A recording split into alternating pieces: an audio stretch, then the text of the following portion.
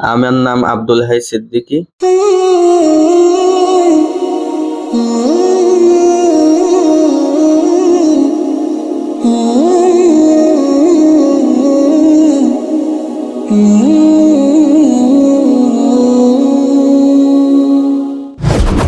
আমি এই দারসে নিজাম শিক্ষা ব্যবস্থার অধীনে পরিচালিত দর্শনা কেন্দ্রীয় দাসঘরের দায়িত্বে আছি। শায়েখ আব্দুল্লাহ আল মুনির একটা এই শিক্ষা ব্যবস্থা দারসে নিজাম শিক্ষা ব্যবস্থা চালু করেছেন। তিনি আমাকে এখানের দায়িত্ব প্রদান করেছেন। আসসালামু আলাইকুম। আমরা জানি শিক্ষা দীক্ষা নিয়ে আমাদের কোনো মাথা ব্যথা নেই, শুধু শিক্ষা দীক্ষার নামে টাকা ইনকাম করার চিন্তা আছে। তার জন্য আপনাদেরকে আমি শিক্ষা দীক্ষার কোনো কথা বলতে চাই না, তবে একটা ভিন্ন এবং অজানা শিক্ষা ব্যবস্থার সাথে আপনাদের পরিচয় করিয়ে দিতে এসেছি। কারণ প্রত্যেকটা অজানা জিনিসই নতুন জানার জন্য একজন বুদ্ধিমান ব্যক্তির পরিচয় হয়। আজকে এই অজানা জিনিসকে দেখানোর জন্য আপনাদেরকে আমি সাথে নিয়ে এসেছি। এখানে আরেকটা বিষয় যে তাহলে আপনাদের প্রতিষ্ঠান চলে কি করে, প্রতিষ্ঠান কিভাবে চলে? উস্তাদেরা বা মুদাররিস যারা রয়েছে, শিক্ষকরা যারা রয়েছে, তারা হয়তো নিজেদের কামাই করে তারা নিজেদের সংসার চালায়, ঠিক আছে, কিন্তু আপনি প্রতিষ্ঠানের জন্য হয়তো একটা উদাহরণস্বরূপ কারেন্ট বিল লাগে বা একটা বিল্ডিং এর প্রয়োজন হয়, একটা করার অনেক খরচ আদি থাকে, একটা বিষয় পরিচালনা করতে গেলে সেখানে অনেক টাকা পয়সার প্রয়োজন হয়। সেগুলো কিভাবে হয়? তো এর উত্তরে আমি বলবো যে একটা মসজিদ যদি ইমাম সাহেব বেতন নাও নাই, মসজিদ কিভাবে হয়? একটা গ্রামে সকলে মিলে একটা মসজিদ তৈরি করে, সকলে মিলে একটা দিনী কাজের জন্য এগিয়ে আসে। আমাদের এখানেও হুবহু ওই রকম ভাবেই হয়। যারা আমাদের এই শাইখের শিক্ষা ব্যবস্থার সাথে একমত সহমত হয়েছে, আমাদের ভক্ত ছাত্র, আমাদের অনুসারী, যারা আমাদের কথা শোনে, তাদের অনেকেই এখানে এগিয়ে এসেছে এবং সেখানে আমাদের যেভাবে বর্তমানে আমরা দেখি অপমানের সাথে বড় লোকদের কাছে হাত পেতে পেতে বা সুদখোর ঘুষখোর সমাজপতি এমপি মন্ত্রী তাদের পা সেটে সেটে যেভাবে টাকা তোলা হয়, আমাদের এখানে ওই রকম ভাবে টাকা তোলা হয় না, ওই রকম ভাবে কারো টাকা নেওয়া হয় না। দরকার আমরা গাছতলায় দাস দেবো, আমাদের বিল্ডিং এর প্রয়োজন নেই। কিন্তু যদি কেউ সম্মানের সাথে বা এরকম আমাদের এই তরিকার সাথে, আমাদের এই শিক্ষা ব্যবস্থার সাথে সহমত হয়ে একাত্মতা পোষণ করে যদি কেউ এগিয়ে আসে, সম্মানের সাথে তারা দেয় এবং তারা দেবে, তারা তো দিনের কাজের জন্য অবশ্যই টাকা দেবে না কেন? মানুষ দিনের জন্য টাকা খরচ অবশ্যই করবে, তার সব সে পাবে। কিন্তু এখানে এসে সে মাতব্বারি করবে, এখানে এসে সে আছে তাদের মতাদর্শকে প্রতিষ্ঠা করার চেষ্টা করবে, তারা কোনো অন্যায়ের ভিতরে আমাদেরকে নিয়ে যাবে না। এখানে যারা ইলম দেবে, আলেম যারা, তারা এখানে বড়, তারা এখানে সম্মানের, তারা যা বলবে সেটাই হবে। তারা যখন নামাজ পড়াবে তখন তাদের নামাজ পড়াতে হবে। তারা যত টাকা পয়সা আমাদের কাছে দিক না কেন, আমাদের সাহায্য করুক না কেন, কেননা টাকা পয়সা দিয়েছে তারা নিজেদের উপকার, আখেরাতে তাদের কল্যাণ হবে। এখানে দাদাগিরি করার জন্য তো তারা টাকা দেয়। এই পন্থায় আমরা টাকা পয়সা কালেকশন করি না। আমাদের টাকা পয়সা যারা আমাদের প্রয়োজন অবশ্যই হয়, টাকা পয়সা ছাড়া কোনো প্রতিষ্ঠান, কোনো ব্যবস্থা কায়েম করা যায় না। অবশ্যই অর্থের প্রয়োজন রয়েছে, কিন্তু সেই অর্থ নেওয়া রসুল সাল্লাল্লাহু কি করেছেন? রসুল সাল্লাল্লাহু কালেকশন করেননি, চাঁদা নেননি। সেখানে কি রসুল সাল্লাল্লাহু এইরকম যেটা বর্তমানে হচ্ছে, কমিটির কথা শুনে, তাদের টাকা পয়সা সমাজপতিদের কথা শুনে ফতোয়া পাল্টি ফেলা, তাদেরকে সুদখোর ঘুষখোরদের বেশি সম্মান দেওয়া, এরকম কোন ছিল? সাহাবায়ে কেরাম যাদের টাকা পয়সা ছিল তারা টাকা পয়সা দিয়েছেন। যেভাবে রাসূল সাল্লাল্লাহু আলাইহি ওয়াসাল্লামের সময় হয়েছে, আমাদের এখানেও আমরা সেভাবে করার চেষ্টা করছি। আল্লাহ সুবহানাহু ওয়া তাআলা যেন আমাদেরকে এই রাসূলের মানহাজ, সাহাবায়ে কেরামের মানহাজের উপর টিকে থাকা এবং এই ব্যবস্থাকে আরো উন্নত থেকে উন্নতর করার আল্লাহ সুবহানাহু ওয়া তাআলা যেন তৌফিক দান করেন। আমিন। তিনটা আরো বাচ্চা কাচ্চারা ছিল, তারা এই মুহূর্তে নেই, কারণ সবাই খেলাধুলা করতে এদিক ওদিক গেছে বিকালবেলা যেহেতু। তো আমরা এই তিনজনকে পেয়েছি দার্স ঘরে, তো তিনজনকে কিছু জিজ্ঞেস করব। আমার নাম মোহাম্মদ হাবিবুর রহমান। আমার নাম মোহাম্মদ রাব্বিল হাসান। আমার নাম হলো মোহাম্মদ মাহিম। আমি এখন একটা কবিতা বলবো, মানে ছড়া। পৃথিবীতে যা দেখি, গাছ পাশ পশু পাখি, যার দেন তার নাম রহমান। রহমান দয়াময়, দয়ারই শেষ নেই। জান্নাত মানে বাগান, শান্তি সুখের স্থান, নানা রকম খাবার খাও, ঘোড়ায় ছেড়ে উড়ে যাও। আরো আছে দালান ঘর, বিয়ে হবে কোনে বার। ভালো আমল করবে যারা, জান্নাতে যাবে তারা। আমি এখন একটা ছড়া বলবো।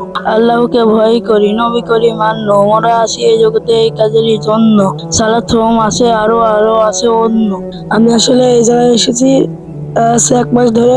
এই জায়গায় এসে আমি যা পরিবেশ দেখলাম, এই পরিবেশটা অনেক সুন্দর।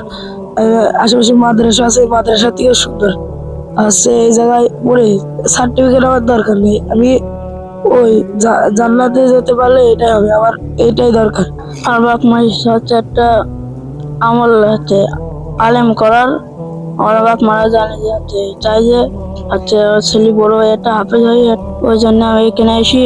অনেক ভালো ছেলেপিলে, অনেক ভালো করে, গালাগালি করে না। মোদারিসটাও ভালোভাবে পড়ায়, অনেক কিছু শিখায়। তারপর এখানে এসে দেখছি সবাই ভালোভাবে খেলা খেলছে, অনেক খেলা আছে। বাইরে যত মাদ্রাসা আছে ওখানে যত মানে আছে, খেলাধুলা আছে, এখানে হচ্ছে অনেক ভালো। আমার সার্টিফিকেট কোনো পৃথিবীতে লাগবে না, আমি শুধু জান্নাতের জন্য করতে চাই। পৃথিবীতে আমার কোনো কিছু লাগবে না, বাড়ি গাড়ি কিছু লাগবে না আমার, আমি শুধু জান্নাতটা পেতে চাই। সেই জন্য আমি এখানে এসেছি। 5 ওয়াক্ত নামাজ কালাম পড়ি, পড়াশোনা করি। আমপাড়া ধরেছি, আমপাড়া শেষের দিকে 10টা 11টা সূরা মুখস্থ হয়ে গেছে আমার। আমি আর কদিন পর একটু বড় ক্লাসে উঠবো, কোরআন ধরবো, আমি জান্নাতে যেতে চাই ইনশাআল্লাহ। জাহান্নামে আমি যেতে চাই না, আমার জাহান্নামকে অনেক ভীষণ ভয় করে। আমার চাকরি বাকরি কিচ্ছুর দরকার নেই, আমি শুধু জান্নাতটা পেতে চাই। তো আমাদের দার্সি নিজাম শিক্ষা ব্যবস্থা হলো এরকম। এটা দার্সি নিজাম কেন নাম দেওয়া হয়েছে? আর নিজাম আর দার্সিল তালিম। তো এটা আসলে আমাদের দার্স গুলো, আমাদের যে পড়াশোনা গুলো, এটা দার্স ভিত্তিক। এই কারণে বলা হচ্ছে যে দার্সি নিজাম মানে দার্সের পদ্ধতিতে।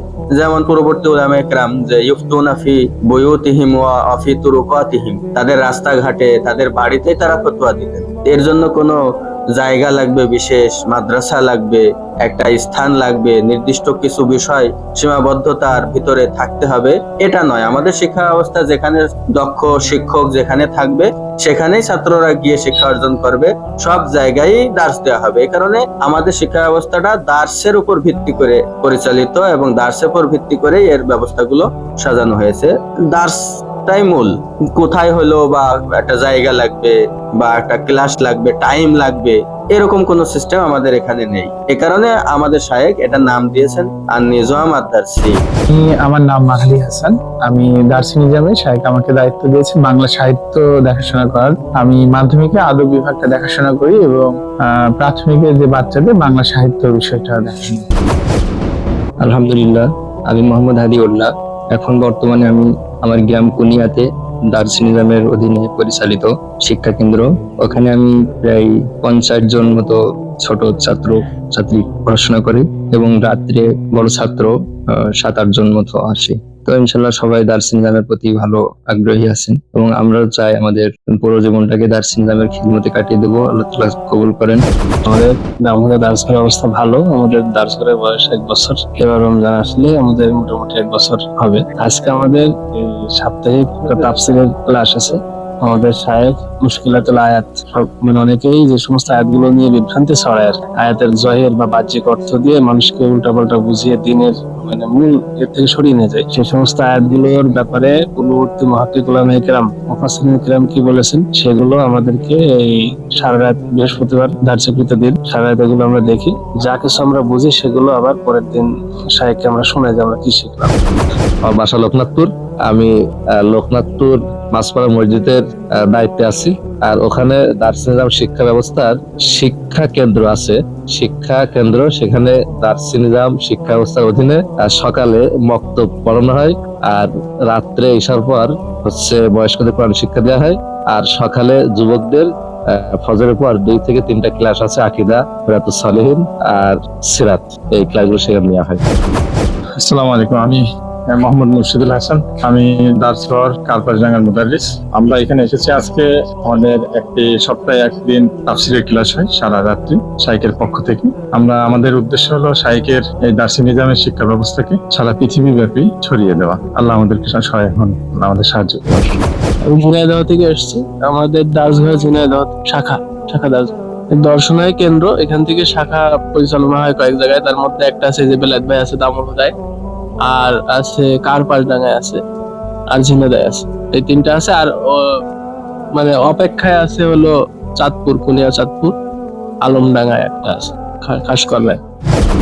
দার্সি নিজাম শিক্ষা ব্যবস্থা। তো এই শিক্ষা ব্যবস্থার 8টা মূলনীতি আছে। সেই মূলনীতিগুলো ও তার ভিতরে বিভিন্ন, যেটা অন্যান্য শিক্ষা ব্যবস্থার ভিতরে নেই, যেমন অবৈতনিক একটা বিষয় রয়েছে। এই শিক্ষা ব্যবস্থার সকল শিক্ষক, ছাত্র ছাত্রী যারা রয়েছে তাদের কারো কাছ থেকে কোনো বেতন নেই, শিক্ষকদেরও বেতন নেই, ছাত্রদেরও বেতন নেই। অবৈতনিক একটা শিক্ষা ব্যবস্থা, অরাজনৈতিক একটা শিক্ষা ব্যবস্থা। এখানে সামাজিক সেবামূলক এবং দ্বীনের প্রচারার্থে এবং দ্বীনের কল্যাণ করার জন্য সাহাবে কেরামের তরিকার মতো রাসূল সাল্লাল্লাহু আলাইহি ওয়াসাল্লামের সাহাবে কেরাম, তাবি যারা গত হয়েছেন, তারা যেভাবে মানুষদেরকে, তাদের ছাত্রদেরকে শিক্ষা দিয়েছেন, সেই পন্থায় এখানে শিক্ষা দেওয়া হচ্ছে। কোনো বেতনের সিস্টেম নেই। অন্যান্য শিক্ষা ব্যবস্থার সাথে আমাদের এইটা একটা পার্থক্য। আমাদের আরেকটা পার্থক্য হলো যে এখানে বাধ্য করে জোর জবরদস্তি করে যেভাবে বিভিন্ন মাদ্রাসায় হয়ে থাকে ছাত্রদের উপরে অমানসিক নির্যাতন করা হয়, পড়াশোনার দোহাই দিয়ে তাদেরকে মারধর করা হয়। আমাদের এখানে আমাদের মূলনীতি হলো আম্মা মান জাআকা ইয়াসআ ওয়া হুয়া ইয়াখশা, যে আপনার কাছে এগিয়ে আসবে, আগ্রহ যার থাকবে তাকে আপনি শিক্ষা দেন। ফাযাক্কিরিন নাফাতি যিকরা, তাদেরকে স্মরণ করিয়ে দিন যদি তাদের স্মরণ করা, তাদের শিক্ষা দেওয়াটা উপকার হয়। যদি অপকার হয়ে যায়, কোরআন হাদিস শিক্ষা দিতে যেয়ে যদি কোরআন হাদিসের প্রতি বিতৃষ্ণা বোধ করে, বিতৃষ্ণা হয়ে ওঠে তাদের অন্তরগুলো, ছাত্রদের কচি কচি বাচ্চাদেরকে মাদ্রাসায় ভর্তি করিয়ে রাত 3টের সময় তাদেরকে উঠিয়ে পড়াশোনা করানো, কোরআন মুখস্থ করানো ইত্যাদি যে ব্যবস্থাগুলো রয়েছে সেগুলোর সাথে আমরা একমত নই। কারণ সেগুলো জোর জবরদস্তি করে শেখানো হয়, এতে করে তাদের অন্তরে কোরআন হাদিসের প্রতি অশ্রদ্ধা ভাব জেগে ওঠে, যেটা আমরা বর্তমানে বিভিন্ন বাস্তব ঘটনায় আমরা দেখতে পাচ্ছি যে তারা অনেকেই নাস্তিক হয়ে যাচ্ছে।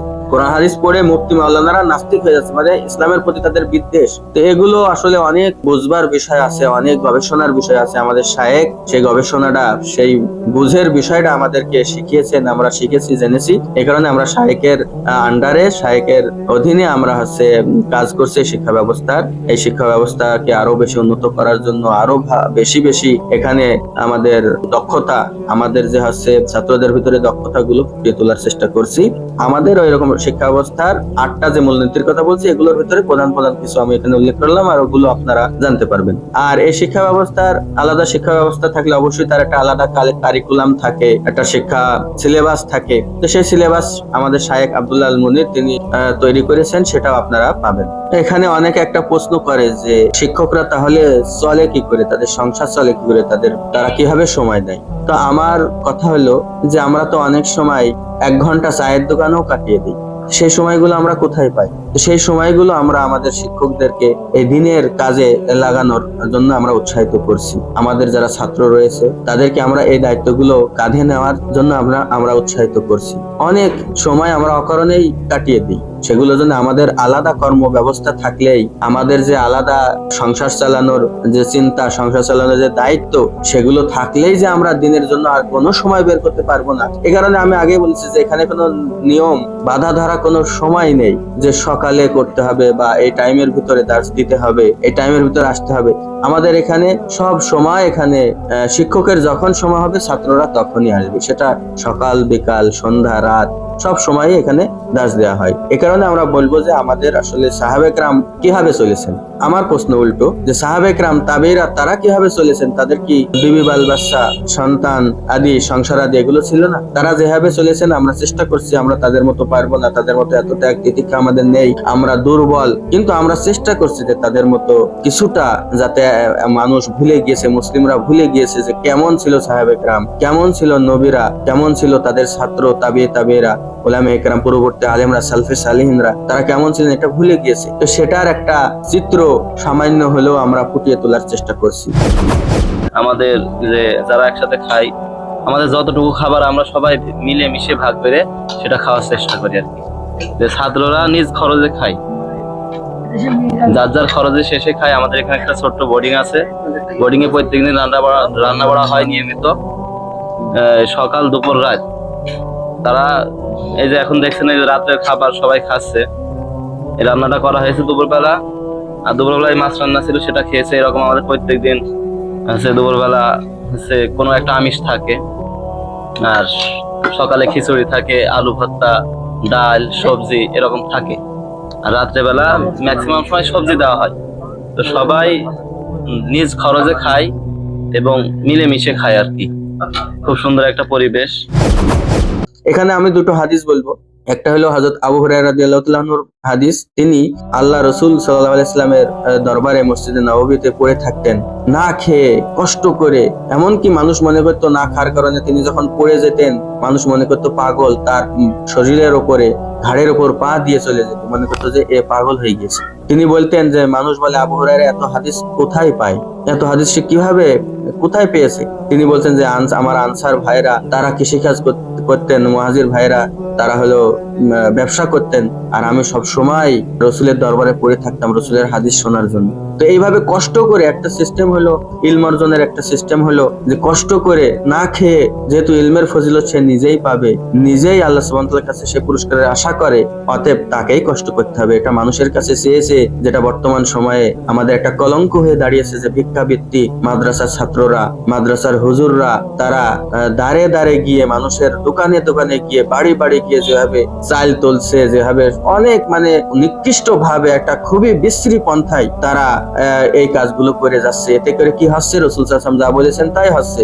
যে হাতে কামাই করে খাওয়া এটা উত্তম সেই ভিক্ষার চাইতে, যেখানে তুমি যদি চাও তাহলে তোমাকে দিতেও পারে, তোমাকে তাড়িয়েও দিতে পারে, নাও দিতে পারে। অপমানের একটা সিস্টেম তারা বেছে নিয়েছে, এটা আমরা সাপোর্ট করি না। আমরা চাই যে না, কোন রকম ভিক্ষাবৃত্তির মানে কোন রকম স্থান আমাদের ইসলামে নেই। আমরা দিনের দোহাই দিয়ে সেগুলো করা আমরা একটা বৈধ মনে করি না। প্রয়োজন হলে আমরা কষ্ট করে না খেয়ে দিন শিখবো, যেমন করেছেন হযরত আবু হুরায়রা রাদিয়াল্লাহু তাআলা আনহু। আরেকটা হাদিস হলো হযরত ওমর রাদিয়াল্লাহু তাআলা আনহু, শিক্ষা অর্জনের পন্থা আমি বলছি। হযরত ওমর রাদিয়াল্লাহু তাআলা আনহু, তার এক ভাই ছিল, দিনী ভাই, তাকে বলেছিলেন যে তুমি একদিন রাসূলের কাছে থাকবা, আমি একদিন রাসূলের কাছে থাকবো, হাদিস শিখবো, রাসূলের শিক্ষাগুলো আমরা অর্জন করব। তুমি যেই দিন রাসূলের কাছে থাকবা, আমি আমার জমিতে এবং তোমার জমির যে কাজগুলো আছে, তোমার কাজ এবং আমার কাজ আমি সেই দিন একাই করব। পরে তুমি রাসূলের কাছ থেকে যা যা শিখেছো সেগুলো আমি তোমার কাছ থেকে শুনে নেব। পরের দিন আমি রাসূলের কাছে থাকবো, তুমি কাজ করবা, আমি আমার কাছ থেকে তুমি শুনে নেবে।